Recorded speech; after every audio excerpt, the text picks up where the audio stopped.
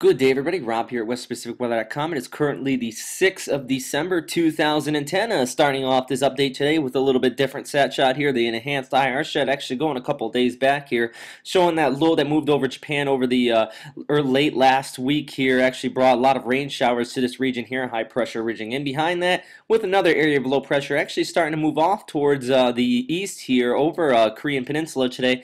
Now, this area of low pressure is going to be the prelude for another area of high pressure behind that, which is going to be the cold surge we've been talking about.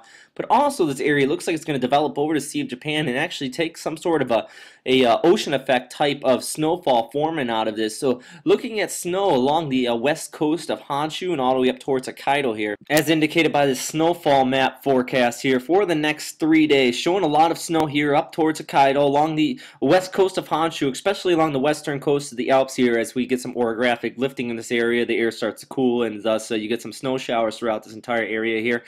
But really up here in Hokkaido, though, not really quite that type of effect here. It's actually an ocean effect type snow. If you're back in the States, you know this by lake effect type snow. I actually grew up in Buffalo, New York, so I'm really familiar with this type of snowfall. You're basically getting some cold air moving out of the Siberian area here, basically over Russia. Now, it's going to move over the Sea of Japan, which is relatively warmer ocean waters throughout this entire area here, actually way above freezing at this point. So as that air moves over that, it starts to warm, and thus you get that lifting of the moisture here.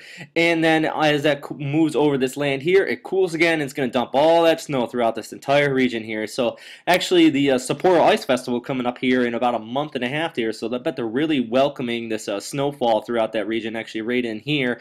And then this type of snowfall actually accounts for a majority of the snow up here in Sapporo and the Taro region in this area.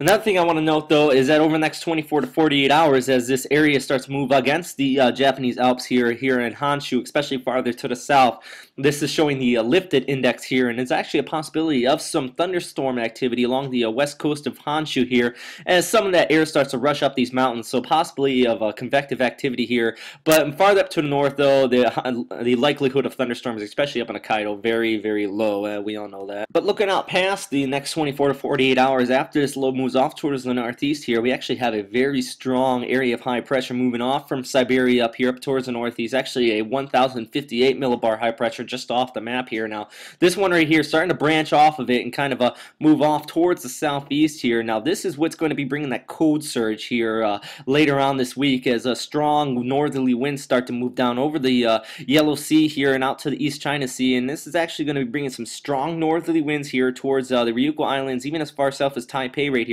looking at about 15 to 20 degree temperature drop as this starts to move over the area. And showing the 12-hour precipitation model here actually for the 8th in the afternoon of the 8th. Now what I really like about this model is also it shows the surface pressure here for the forecasted surface pressure, but also the thickness as well. So as we're showing this here, you're kind of getting a northerly wind out of this region just because you have the high pressure out here, you have your surface pressure moving towards the south here. So, and the other thing I want to note, though, is that you basically have a crisscross as a thickness here, so definitely going to have cooler temperatures moving towards the south with this high pressure moving in.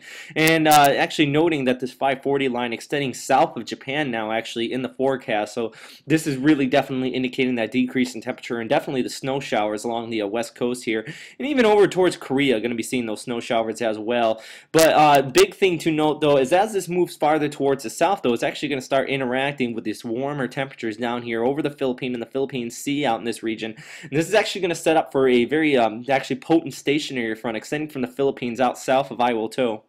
Actually, showing it here about 24 hours later on the afternoon of the 9th, actually extending from the South China Sea through the Philippines out towards out in the Philippine Sea here. Some very strong thunderstorms very likely throughout this area, basically due to the interaction of this high pressure interacting with the equatorial trough farther towards the south here. So could see some very strong thunderstorms. Actually, if we go back to that lifted index to about the same time here, you can really see some exceptionally strong values over the Philippines here. Now this is sort of typical this time of year, though. We always do see this down here, but the key thing to note with that is that it's thing throughout this entire region here, and even out towards the Bay of Bengal, where we're still seeing that continuous convection out there. And actually, if let's move out farther towards the west to the Bay of Bengal, where we still see an abundance of convection throughout this entire region here, extending from the Gulf of Thailand through Thailand and out towards the Bay of Bengal, and even out towards the Arabian Sea. JTWC did have a couple poor areas out here, but it looks like it's all have yet to dissolve. So not looking at any more development here in the near future, but definitely need to continuously watch this entire region here for any further development.